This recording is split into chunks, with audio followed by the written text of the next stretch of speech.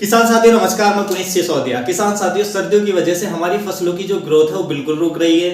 उनका root formation नहीं हो रहा है, फसलों से प्रोडक्टिविटी नहीं मिल रही है, फसलों में पीलापन देखने को मिल रहा है। तो आज की सभी समस्याओं का समाधान इस वीडियो में लेकर आया हूं। आपको फुल पैकेज देने वाला हूं सर्दियों की क्रॉप के लिए। सर्दियों में यदि आप इन चीजों को अपनी फसलों में देते हैं या उपयोग करते हैं सॉइल के माध्यम से, स्प्रे के माध्यम से, तो आप देखेंगे कि आपकी फसलों का पीलापन दूर हो जाएगा। फसलों का जो रूट फॉर्मेशन है वो भी जबरदस्त होगा। सर्दियों के वेदर में फसलों की ग्रोथ फर्स्ट क्लास आपको देखने को मिलेगी और फसलें जो है वो आपकी पाले से, ठंड से काफी दूर रहेंगी। पाला और ठंड उनको छू भी नहीं पाएगा और इस वेदर में भी अच्छी ग्रोथ आपको देखने को मिलेगी, अच्छी प्रोडक्टिविटी आपको देखने को मिलेगी। तो वीडियो काफी इंफॉर्मेटिव होगा। आपको मैं ऑर्गेनिक चीजें भी बताऊंगा, आपको केमिकल भी बताऊंगा, मैं बहुत सारे ऑप्शन आपको दूंगा। उनमें से जो भी आप डाल सकते हैं, यूज कर सकते हैं, वो यूज करें और अपनी फसलों में एक जबरदस्त इंप्रूवमेंट आप देख सकते हैं। तो वीडियो इंफॉर्मेटिव होगा। वीडियो अच्छा लगे लाइक कीजिएगा, ज्यादा से ज्यादा फार्मर के साथ इसे शेयर भी कीजिएगा ताकि सब तक ये जानकारी पहुंच सके। तो चलिए शुरुआत करते हैं आज के इस इंफॉर्मेटिव वीडियोज की। देखिए, हमारी फसलों में ठंड की वजह से जो ग्रोथ है वो नहीं आ रही है, आप सब जानते हैं, और उसके पीछे के बहुत सारे कारण होते हैं। उस पर मैंने आपको एक डिटेल वीडियो बनाया है, वो नहीं देखा है तो आप वो देख सकते हैं कि सर्दियों में जो ग्रोथ है वो स्लो क्यों हो जाती है, उसके पीछे के कौन कौन से रीजन होते हैं। लेकिन आज की इस वीडियो में केवल मैं आपको बताऊंगा कि आप क्या क्या कर सकते हैं जिससे ग्रोथ आपकी फसलों में अच्छी आएगी। फसल जो पाले की या ठंड की चपेट में नहीं आएगी, फसलों में पीलापन आपको देखने को नहीं मिलेगा, फसलों की जड़ों का जो विकास है वो आपको जबरदस्त देखने को मिलेगा। तो आप क्या क्या कर सकते हैं? सबसे पहले हम जमीन की शुरुआत करते हैं, यानी कि जमीन में डालने से, सॉइल एप्लीकेशन से हम शुरुआत करते हैं। तो सॉइल एप्लीकेशन में आप क्या क्या डाल सकते हैं, चला सकते हैं सर्दियों में इस समय, जिससे आपकी फसलों की ग्रोथ अच्छी आए, आपकी फसलों का रूट फॉर्मेशन अच्छा हो, या फसलों में जो पीलापन है वो दूर हो जाए, फसल ठंड या पाले की चपेट में ना आए। तो उसके लिए आप सबसे पहले जो आप अपनी सॉइल में चला सकते हैं, उस पे पहले नंबर पे आता है हमारा सल्फर पाउडर। यानी कि आप सल्फर को अपनी सॉइल में, मिट्टी में डाल सकते हैं। सल्फर हमारा जो आता है उसको जो पाउडर फॉर्म में आता है, वाटर सॉल्युबल जो आता है, उसको 3 kg पर एकड़ के हिसाब से आप जमीन में डाल सकते हैं। सल्फर जमीन में जाने से जमीन में हीट जनरेट होती है, यानी कि जो सॉइल है उसमें हमारी हीट बनती है, और जब सल्फर जमीन में जाता है तो ये हमारी फसलों का मिट्टी का जो पीएच है उसको कम करने में कुछ हेल्प करता है, जिससे पोषक तत्व इजीली अवेलेबल हो पाते हैं और हमारी फसलों का जो विकास है वो अच्छा होता है। सॉइल में हीट होने से भी हमारी जो फसल है वो ठंड की चपेट में नहीं आती है। उसके साथ साथ जो माइक्रोबियल एक्टिविटी है वो भी कहीं ना कहीं तेज हो जाती है। मिट्टी की जो उर्वरा शक्ति है वो अच्छी होती है, मिट्टी भुरभुरी होती है, बहुत सारे बेनिफिट्स हमें देखने को मिलते हैं। तो आप डाल सकते हैं सल्फर पाउडर जमीन के अंदर। दूसरा जो आप डाल सकते हैं वो उपयोग कर सकते हैं आप गुड़ का। यदि ऑर्गेनिक में आप उपयोग करना चाहते हैं तो आप गुड़ यूज कर सकते हैं। देखिए, गुड़ आप कितना दे सकते हैं, 5 से लेकर के 10 किलोग्राम पर एकड़ के हिसाब से पानी के साथ आप चला सकते हैं, यानी कि पानी में घोल करके उसको पानी के साथ आप दे सकते हैं गुड़ को जमीन में। गुड़ जमीन में जब जाता है तो देखिए, गुड़ जो होता है उसमें हीट होती है, उष्णता होती है, तो जमीन में जाने पर वो एक तो हीट जनरेट होती है, जमीन में हीट बनाए रखता है। दूसरा, जो गुड़ होता है वो हमारे जो माइक्रोब्स होते हैं, सूक्ष्म जीव होते हैं, उनका एक भोजन होता है। तो जब वो जाता है, क्योंकि अभी क्या है कि ठंड की वजह से जो माइक्रोबियल एक्टिविटी है वो स्लो हो रही है, लेकिन जैसे ही आप गुड़ चलाते हैं तो माइक्रोबियल एक्टिविटी तेज हो जाती है। एक उनका जो हमारा गुड़ होता है उनका भोजन भी होता है, तो उससे उनके एक तो मल्टीप्लिकेशन बढ़ जाता है, यानी कि जो माइक्रोबियल एक्टिविटी है वो तो तेज होती है लेकिन उनकी संख्या भी तेजी से बढ़ती है जमीन के अंदर। जब ये सब होते हैं तो हमारे पौधे को इजीली पोषक तत्व मिलते हैं और फसलों का जो ग्रोथ है वो अच्छी आती है, बेहतर आती है। उसके साथ साथ जब हम गुड़ डालते हैं तो हमारी फसलों की जो रूट का विकास है वो भी हमें बेहतर देखने को मिलता है, और फसलों में जो पीलापन आ रहा होता है न्यूट्रिएंट्स डिफिशियंसी के कारण, वो भी काफी हद तक हमें दूर होता दिखता है। तो आप गुड़ का भी उपयोग कर सकते हैं। तीसरा जो आप उपयोग कर सकते हैं, जो बहुत ही अच्छा रिजल्ट दिखाता है जमीन के अंदर, वो है हमारा फॉस्फोरिक एसिड। सर्दियों में फॉस्फोरिक एसिड का आप एक बार जरूर उपयोग कर सकते हैं अपनी फसल के अंदर। देखिए, फॉस्फोरिक एसिड जब जमीन के अंदर जाता है तो एक तो ये हमारे जो मिट्टी का पीएच है उसको बहुत तेजी से कम करता है। मिट्टी का पीएच तेजी से कम करेगा तो पोषक तत्व अवेलेबल होंगे और हमारी फसल भी अच्छी ग्रो करेगी।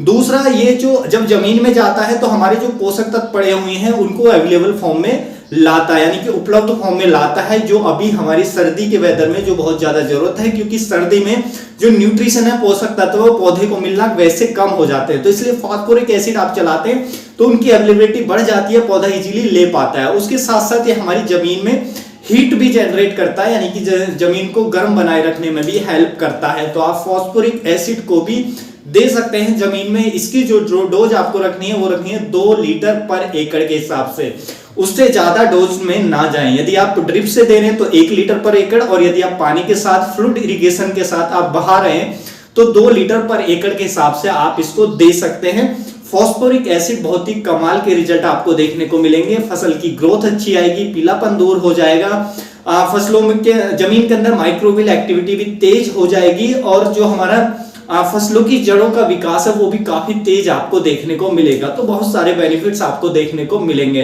तो इनमें से जो भी आपके पास अवेलेबल है वो जिसको भी आप दे सकते हैं वो आप यूज करें। सबसे बेस्ट जो रहेगा वो रहेगा हमारा फास्फोरिक एसिड।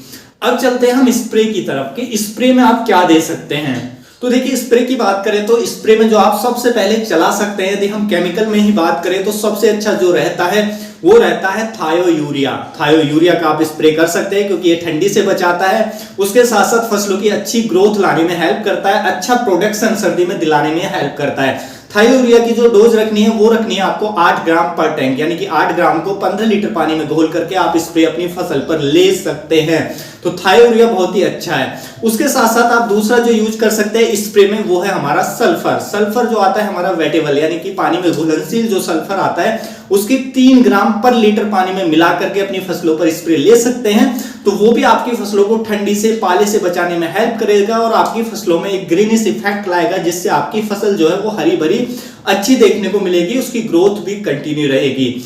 तीसरा जो यहाँ पे आप यूज कर सकते हैं वो है हमारा सल्फ्यूरिक एसिड। तो आप सल्फ्यूरिक एसिड का भी स्प्रे में यूज कर सकते हैं। उसकी जो डोज रखनी होती है वो है हमारा 0.5% या 1% का आपको 0.5 या 0.1% का जो आपको घोल है वो आपको बनाना है।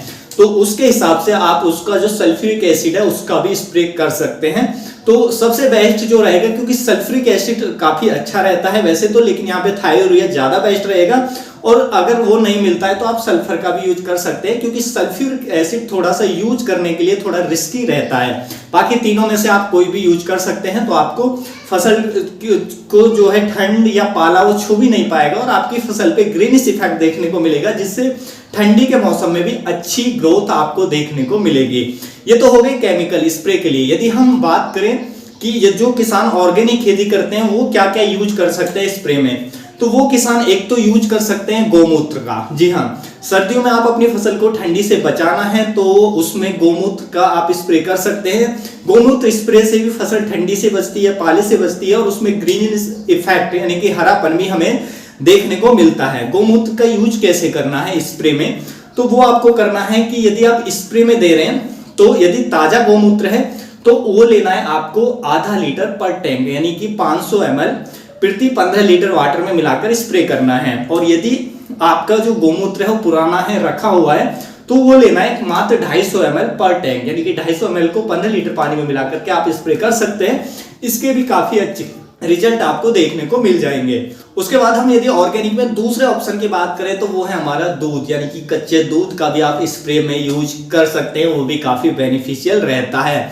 आपकी फसलों को काफी फंगस से भी वो बचाता है और फसलों को एक अच्छी ग्रोथ लाने में भी हेल्प करता है। दूध का कॉम्बिनेशन आप किसी और के साथ भी कर सकते हैं, यानी कि दूध का जो कॉम्बिनेशन है वो हर केमिकल के साथ लगभग चल जाता है, तो किसी के भी साथ आप दूध को डाल करके अपनी फसलों पर स्प्रे कर सकते हैं। दूध जो लेना है 1 लीटर लेना है 15 लीटर पानी के लिए, यानी कि 1 लीटर कच्चा दूध ले सकते हैं आप। गाय का ले काफी अच्छा है, नहीं तो किसी का भी दूध ले सकते हैं, चाहे भैंस का हो, बकरी का हो, कोई भी लेकर आप उपयोग कर सकते हैं, उसके काफी रिजल्ट देखने को मिल जाएंगे।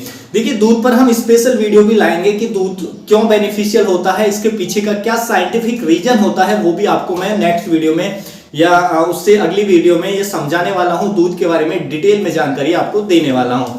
उसके बाद तीसरा जो ऑप्शन आता है हमारा ऑर्गेनिक में वो है हमारा ग्लूकोन डी, यानी कि ग्लूकोज। आप उसका भी स्प्रे में यूज कर सकते हैं। और यदि आपकी फसल ठंडी में आ चुकी है, तो उस स्थिति में भी आप इमीडिएट जो हमारा ग्लूकोन डी आता है उसका स्प्रे अपनी फसलों पर कर सकते हैं। ये भी काफी बेनिफिशियल होता है फसलों को हरा भरा रखने के लिए और फसलों को ठंड या पाले से बचाने के लिए।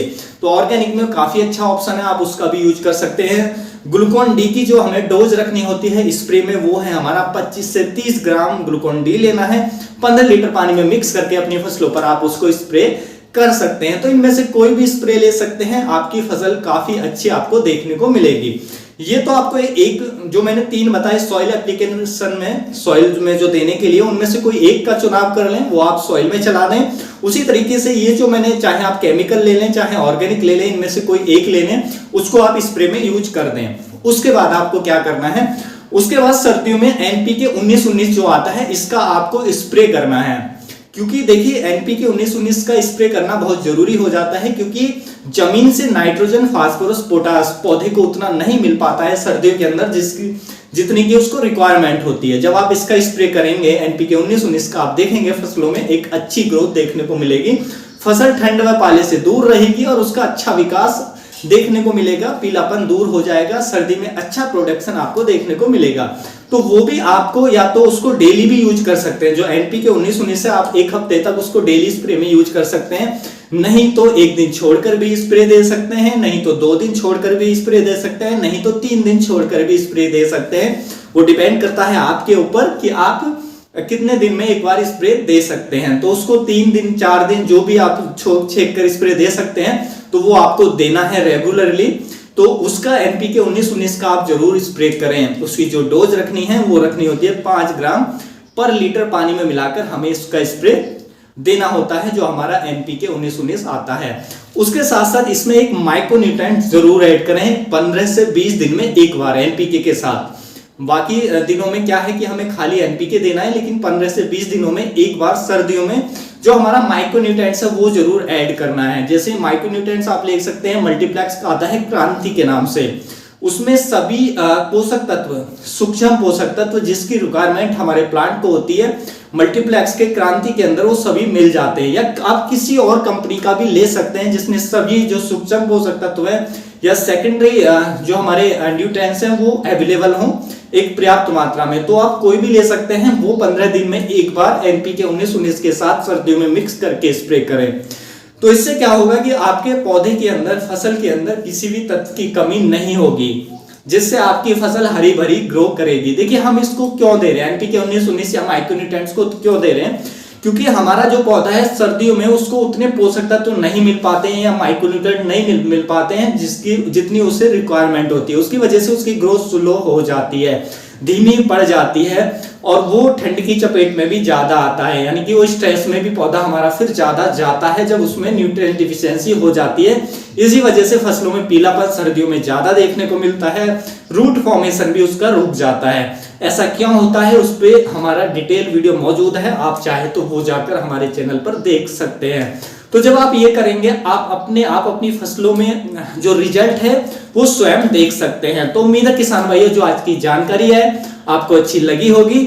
जानकारी अच्छी लगी तो वीडियो को लाइक कीजिएगा, ज्यादा से ज्यादा फार्मर के साथी से शेयर कीजिएगा ताकि उन तक भी जानकारी पहुंच सके। मिलूंगा मैं आपको एक और नई वीडियो में नई जानकारी के साथ, तब तक के लिए आप अपना ख्याल रखिएगा।